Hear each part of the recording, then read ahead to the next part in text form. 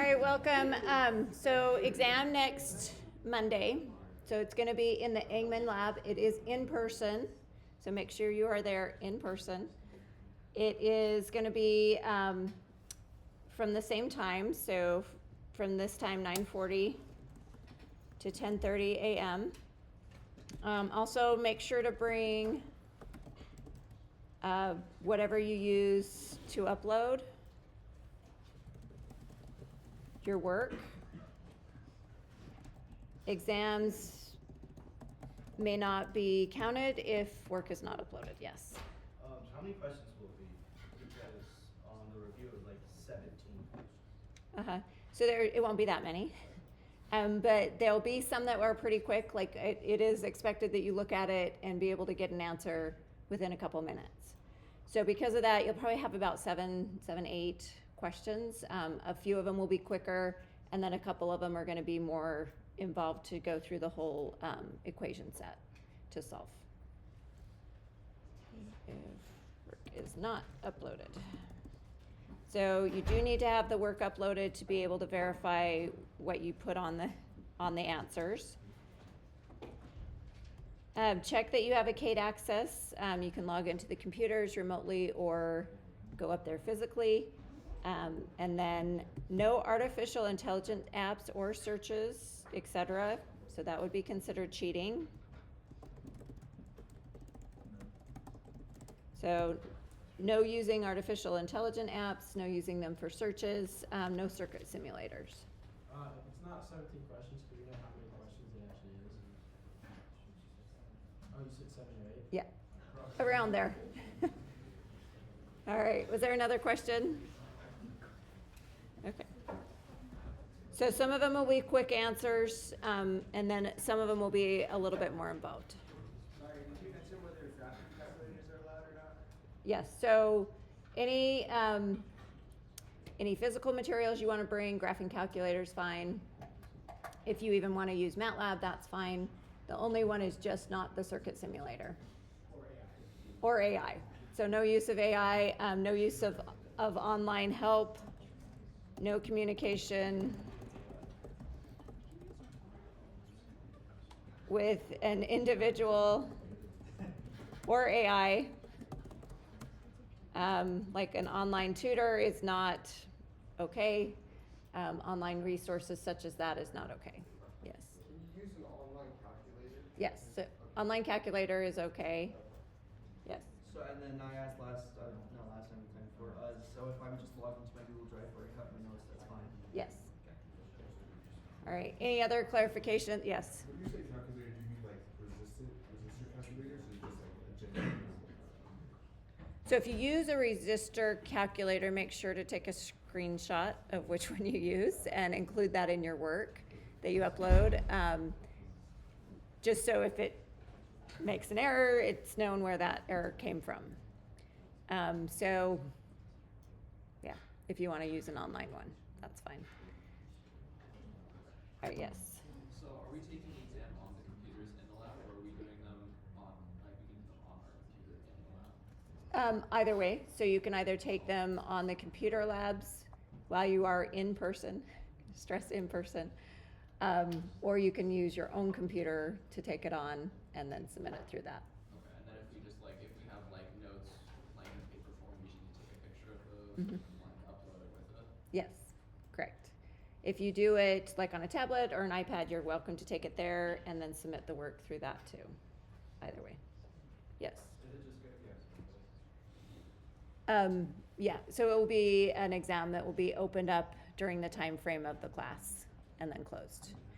So I will go around, take roll, make sure you're there in person. If you're not, I kick you out of the exam and you don't get credit for it. So that's why I stress that you need to be there in person, because I will check physically that you're all there. All right, other questions, clarifications of what is considered cheating, not cheating? This exam? Yes? I noticed on the quiz last night, there was a lot of like, my rounding was different than the rounding that was in Canvas. Is that just gonna be like post-grading, you'll be able to see that? Yeah. It's close to. Yeah.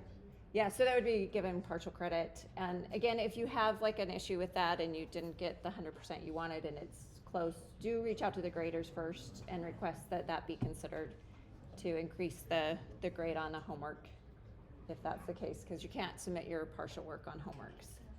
So yeah, do reach out to the graders first. If you don't get a response, then reach out to me. And prefer through Canvas, please.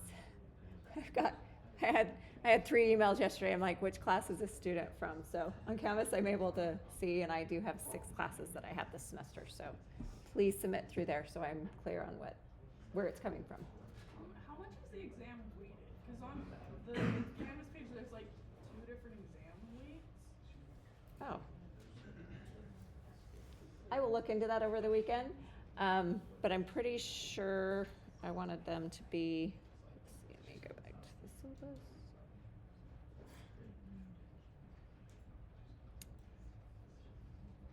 Pretty sure they're correct in the syllabus, so just make sure. Yeah, they're 22% each. So I will correct it if it's wrong on Canvas, but it is this, 22% each. All right, other questions, clarifications?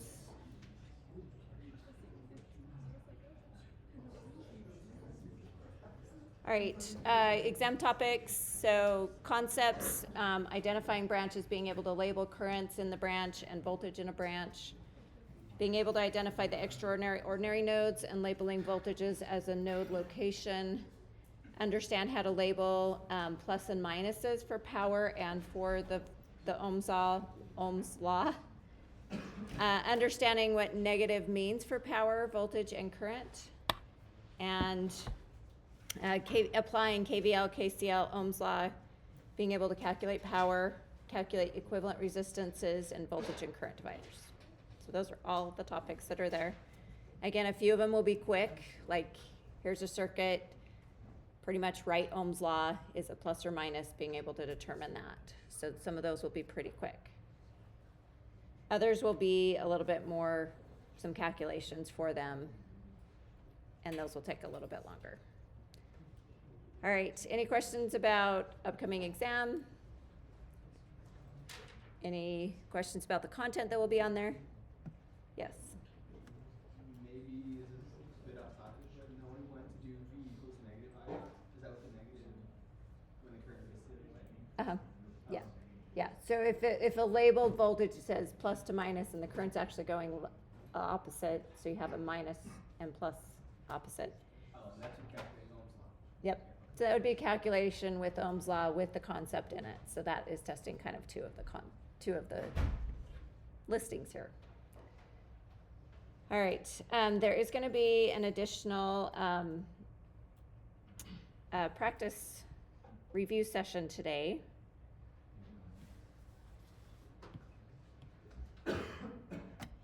So if you don't know Raksha, she's the TA for the course. She does the supplemental instruction sessions on Monday and Wednesday. So again, every Monday and Wednesday, there's a supplemental instruction. You get extra credit if you attend that.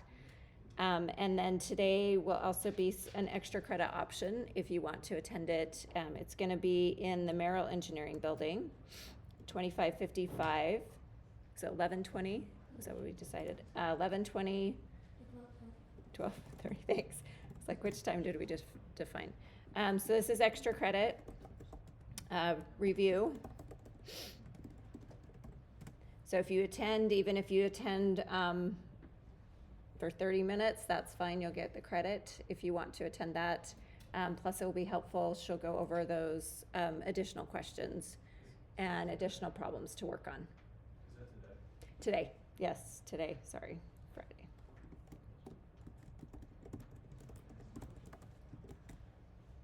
All right, any other questions?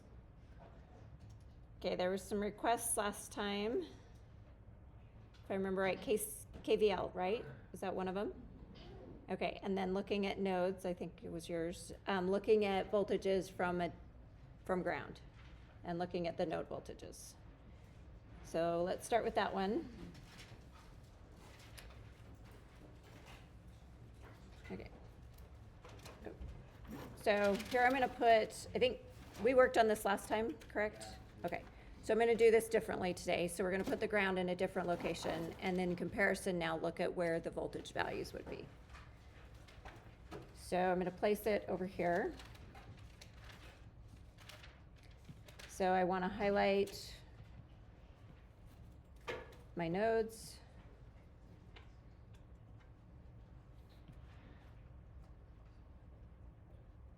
And the yellow or ordinary, then I identify the nodes, so ordinary and extraordinary.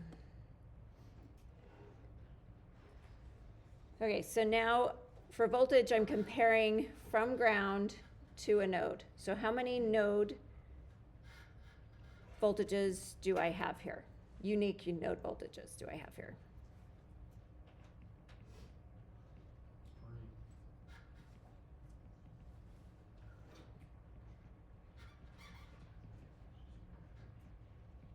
Okay, so somebody said 3. So where are they located?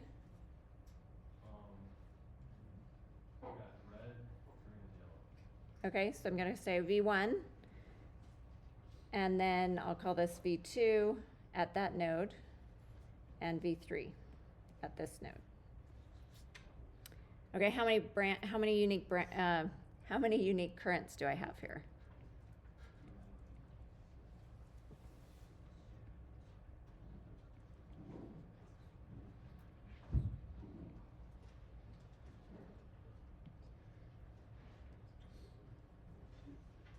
Is your green not a voltage? So I realized as I was saying that. So this is 0 volts. So I'm going to put in here, that's not going to go. Not considering ground. But you could call ground a unique voltage, no? Correct. So you'd say 4 if you included ground. It'd be 3 if you don't include ground. So for this one, you're going to say 3. Because I'm saying not considering ground.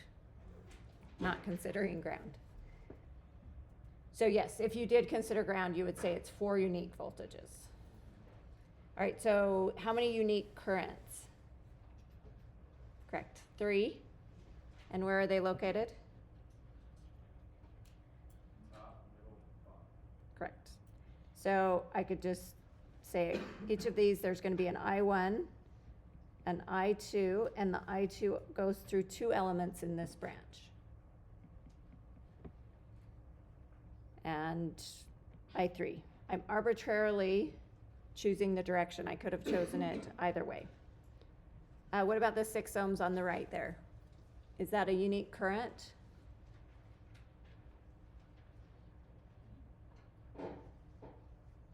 If it's not a unique current, what current is it? Okay, correct. And which direction does it go? And then it will go up. So it's going to follow whatever one I set, which was this one. So it comes down and goes in this direction, and then it goes around the corner and up through this one, and it would be I3. So it would be still just 3 currents. So 3 unique currents. All right, today. Okay, so, sorry, trying to get this. Okay, so let's find V1, V2, and V3 with this labeling. Go ahead, Dylan. So, does that mean that the current, the individual current goes all the way from the corner of the node, no? So like where your red dot on the left and where your red dot on the right is? From B1 to 0 volts? So remember, a wire can be really short, or it can be really long, or it can be curvy, turny, anything. Everywhere on that wire, the current's going through it. But it splits at that node, right? So it splits once it hits the element. So you're gonna have, because I could redraw this. Or the intersection at the node is what I mean to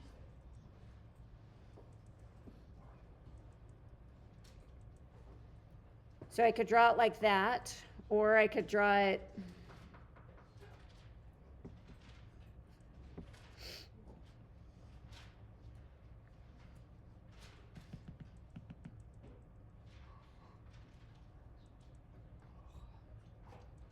those are all the same circuit.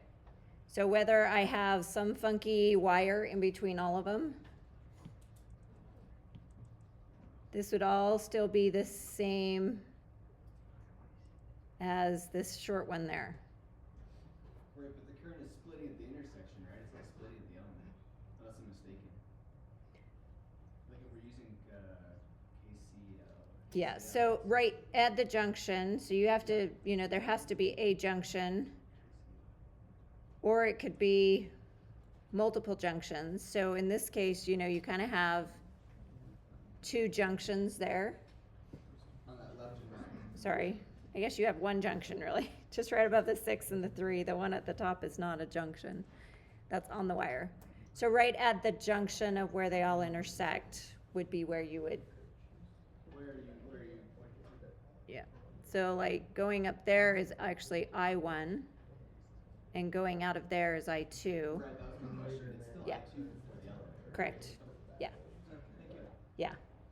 And thanks for asking that. That was a good clarification question. So yeah, it actually is splitting at the location of where the node is for the current going through the wires. But the node voltage will be all the same at any of those locations. Right. And the branch is technically between the junction, right? I mean, if you want to classify it like that, or is the branch, Yeah, so I would say that this branch actually starts at that junction, goes to that junction. that makes more sense. So that would be the branch, is that purple line. There was another question. I think, Peter, did you get? Yeah, I was just wondering why you labeled the I1 as going right. Because, like, to me, it would make more sense if it was going left. Or it just doesn't matter. It doesn't matter. You don't know. You pick all those directions? I just arbitrarily picked the directions and went all to the right this time. Okay, any other questions? Yes. Did you say there's 3 branches in that circuit? Correct. So this would have 3 branches, 3 unique currents. So for every unique current, that would be a branch. All right, other questions? Okay, good. Okay, so let's find these voltages now. So V1. So go ahead and work with your neighbor. If you don't know your neighbor, introduce yourself to your neighbor. Take a minute to try to find V1, V2, and V3.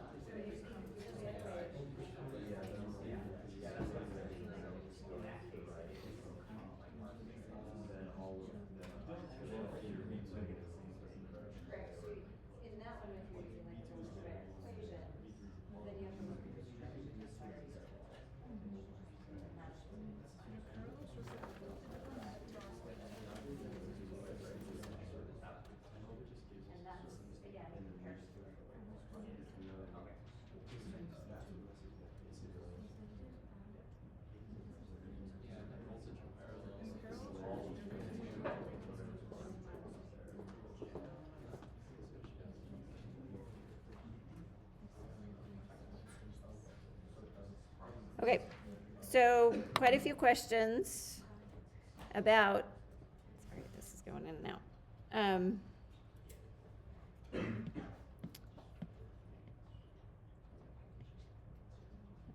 It's not working. About the polarities. So to be clear about the polarities, so if I was to take a loop and do a KVL, I would take the loop, so I'm going to go this direction. Again, that's an arbitrary choice of direction. So I'm going to do -4, and then this is labeled plus to minus, so a minus of this one, and then this is also a minus of this one. I'll do it by the, and I'm taking those based on the direction of the current that was defined. So whichever way I chose to put the current in, I'm staying with that. And then my loop would be a -4 minus I2 times 3 minus I2 times 3. So this gives me I2 is a -4/6. And then whenever you see this node, a node means that it's a plus at that in comparison to ground.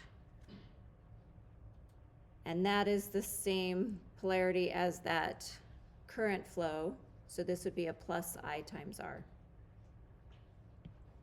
So V2 in this case would be a plus I2 times 3 for a -2 volts.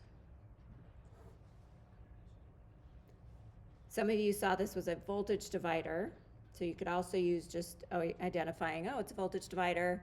Let me take the voltage division across there. So for that one, you have to look at the sign that's closest to, or the same that's closest to the node of the source. So here, this would be the closest node to that one. This one's plus, and this one is a negative. So they're opposite. So that's how you know it's a negative of the voltage divider. So in that case, it would be V2 is equal to a -4 times 3/6 for, again, -2 volts. All right, questions about that? Okay, what if,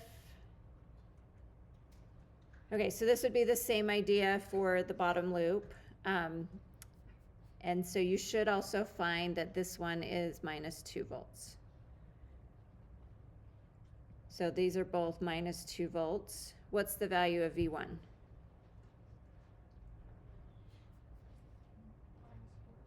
It is -4 volts, correct. So it's measuring from this location as the plus to ground. And the polarity of this is a minus to plus, so they're opposite polarities, so you're going to get a -4 when you measure that. Okay, yes? So you said that the node in the middle of V2 was positive? How did you calculate that? Just because the polarity of the resistor? So whenever you have a labeling of a node, that is just implied that that's where I'm putting my positive measurement for my multimeter on that, and I'm always comparing it to ground. Okay. So it's implied even though it's not labeled. So whenever you see a node with a variable at it, it's that node to ground. Okay. So it's going to be plus on that side to ground. As a resistor V plus? Or just? So it doesn't have anything to do with what other elements are in there. It's wherever the label of the variable is on the node. So You still calculate the negative because the current was found to be negative. And then because of the direction are the same, your IR is the plus. So your Ohm's law is going to be a plus there. Right, and then second question, if you do a KVL on the top half of the circuit, it should equal 0 and it seems equaling 2. Unless I'm mistaken. So what is your drop? So you have V1 is -4, and then you have a drop here. What's the drop across that one?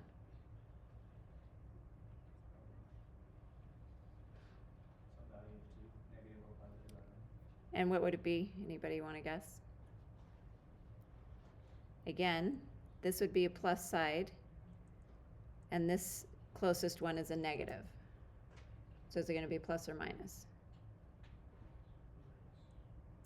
So the value of it is 2 volts.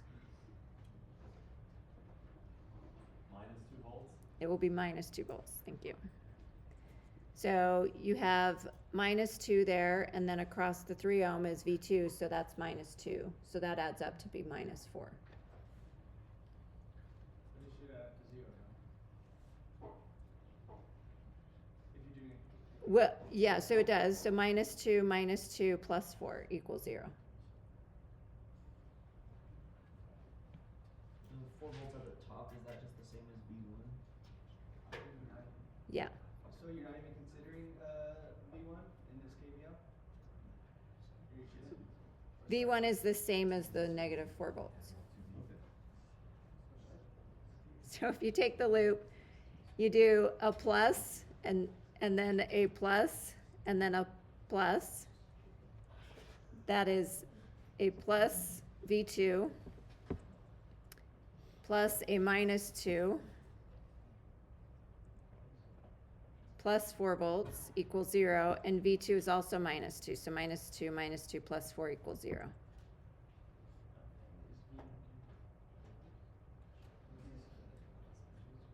Or if you, I don't know if you're stuck on that one. So this could be plus, and then a minus V1.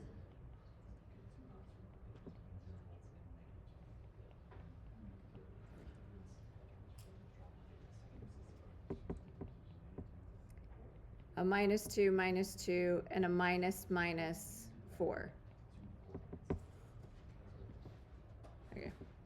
Yes? I just want to make sure I understand. So when we talk about a voltage source flowing from positive to negative, that means it goes out the positive side, goes through the circuit, and then comes back to the negative side.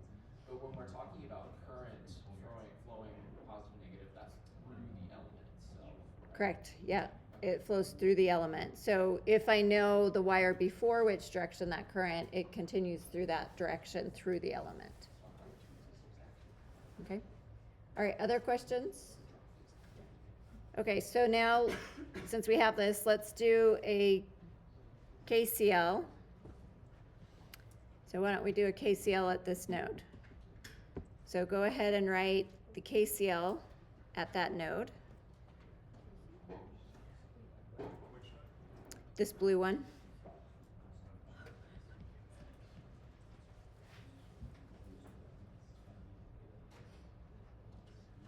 So take a second and then I'll write it down.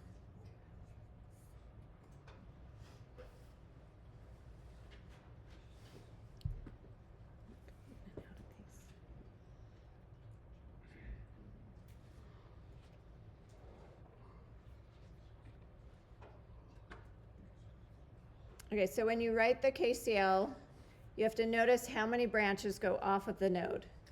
That's your check to say, if I have 3 branches, I'm going to have 3 terms. If I have 2 branches, I have an ordinary node. So if I have 4 branches, then I need 4 terms.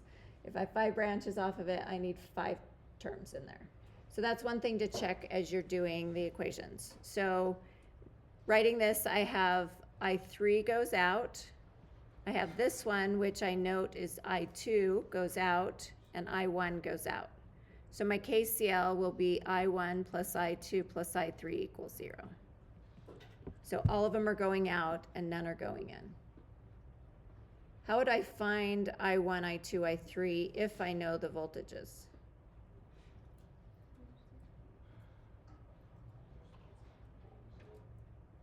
Okay, use Ohm's law. So I could also find, if I found the voltage first, say I found V2 first by a voltage divider, I could find I2 by Ohm's law. I know across that is the plus and the minus, or the plus and the plus are the same. So using Ohm's law, V2 would be equal to I times R, and this would be I2 in this case times 3. And so if I knew V2, I could solve this for I2.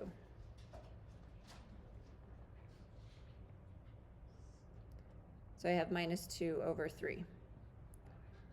Same thing for I3. If I found V3 first,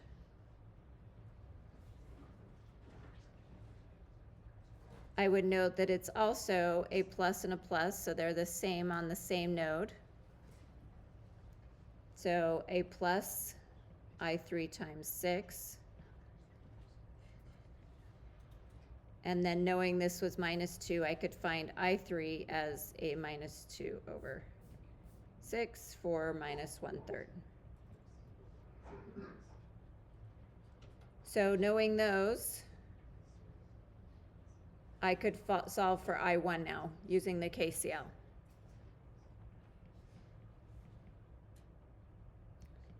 It equals -I2 minus I3, and so I1 is a -2/3 minus -1/3. All those become plus, so then I have 3/3 equals 1 amp. So I have 1 amp's actually going through that 4 volts. And then I2 and I3 actually are flowing the other direction. One is 1/3 and one is 2/3 because of the current division.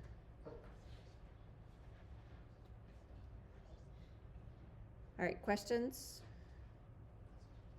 Yes. So, for voltage, normally negative just means like when you're going across an element, like you can label plus to minus, and that's like the direction it's flowing, right? Uh-huh. So at a node, can you also label like plus to minus, and that's the direction it's flowing? Like for V1, is when you put a plus on the left and then a minus on the right, to show that the voltage is flowing to the right? Or how would that work? So for V1, like the top part, so the node voltage is going to be can be different than the direction of the current. And again, you would find it. So you would label them first. So if I labeled like V1 node, I have the plus there to ground as voltage, polarity. And so that would be always plus there. So wherever you have the node variable name, that's a plus always for voltage. Okay, other questions? Okay, so similar circuit, but now it's a little different. So now we have a wire there, and I'm going to place my ground here for 0 volts. Going in and out so much, sorry.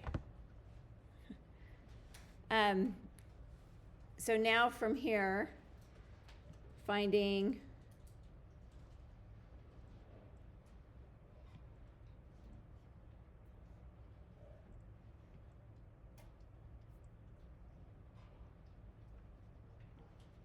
how many unique voltages do I have here, including ground, I'll say this time.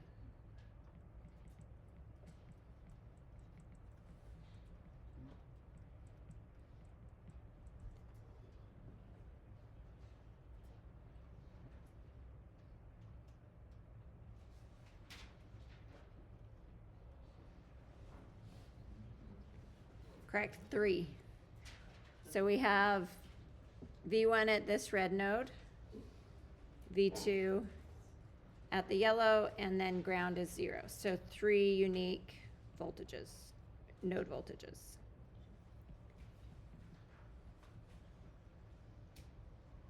Anywhere on that wire is the plus side for V1 in comparison to ground, and anywhere on that wire is plus for V2 in comparison to ground. How many unique currents?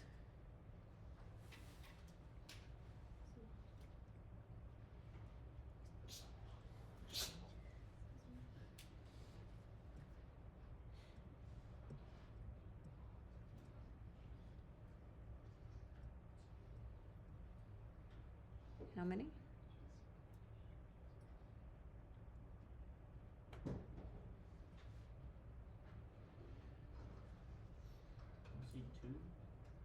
Okay, from where? Where are they? Cause the red and the yellow aren't those the same current? So they're different nodes, and you have to identify first before you identify how many currents, how many extraordinary nodes you have. So you have 3 extraordinary nodes here. Gotcha. So 3. So we have one person saying 3. Where are the currents going?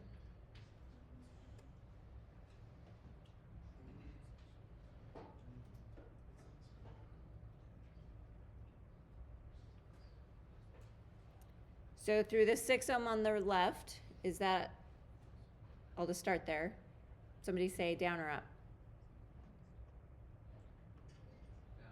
Down, okay. Good, just arbitrary, okay? So I'll call that I1. Is I1 flowing through 3 ohm? The 3 ohms that's closest to it? No, so that's gotta be a unique current there, because it's a different branch. So, left to right, right to left.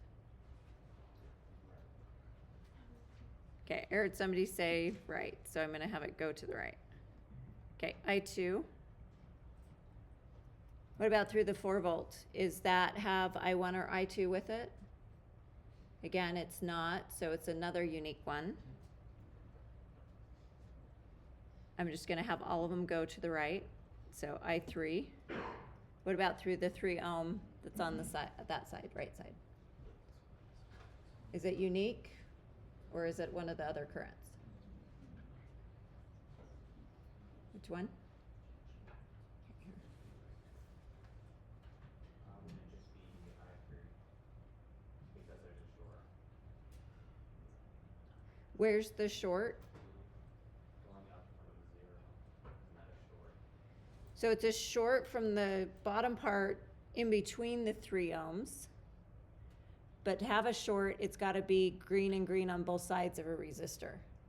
So because it's green on one side and yellow on the other, it's still a branch, and it's not shorted across the 3 ohms.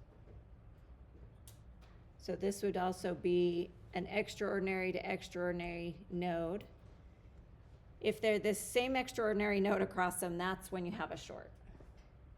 But if they're different extraordinary nodes, there's still gonna be a drop and there's gonna be current flow there. So it's not a short if they're different colored. So this is gonna be a different current. And I'm gonna label this one just the same as the other side. And again, it would be a different one. So I have I5, so I have 5 different unique currents. So there's 5 branches in this one. Yes? Isn't there another unique current between the ground node and the extraordinary node connecting the 2 3 ohm resistors? Okay, that's a good question. So I2 comes in, I4 goes out at that node, and then you could label this a temporary summation of both of those. They come in and then they split and have I1 is coming in and I6, or I5 is coming in, sorry. So this is I2, I4, I1, and I5. So you can use this one as a temporary, like I could define this as either the 2 from the top are equal to that, or the 2 in the bottom are equal to that, or I can do the 2 on the top and the 2 on the bottom. So I'm gonna call this just IX. So if I do a current summation right here, I have coming in, I have, how many terms am I gonna have here? So I'm doing only this wire here. So I'm either at the top of the node or bottom. So I have 3 off of that. So I have 3 terms there. I have to look at what is coming in and what's going out. So what comes in is I2. What goes out is I4 and IX. So IX can be written as I2 minus I4. Or I can look at it at the bottom node And again, at that node, there's three wires coming into that junction. So coming in is IX, I1, and I5, so that would be IX equals 0. And then IX here is equal to a minus I1 minus I5. So I can set these two equal to each other.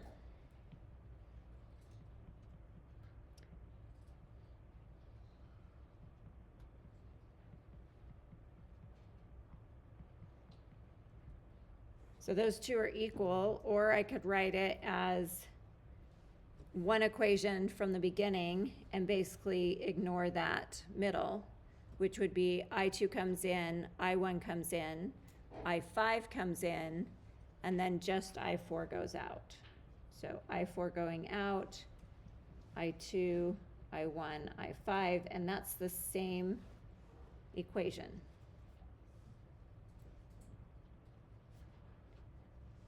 So you can use this, I'm not gonna be able to get rid of that.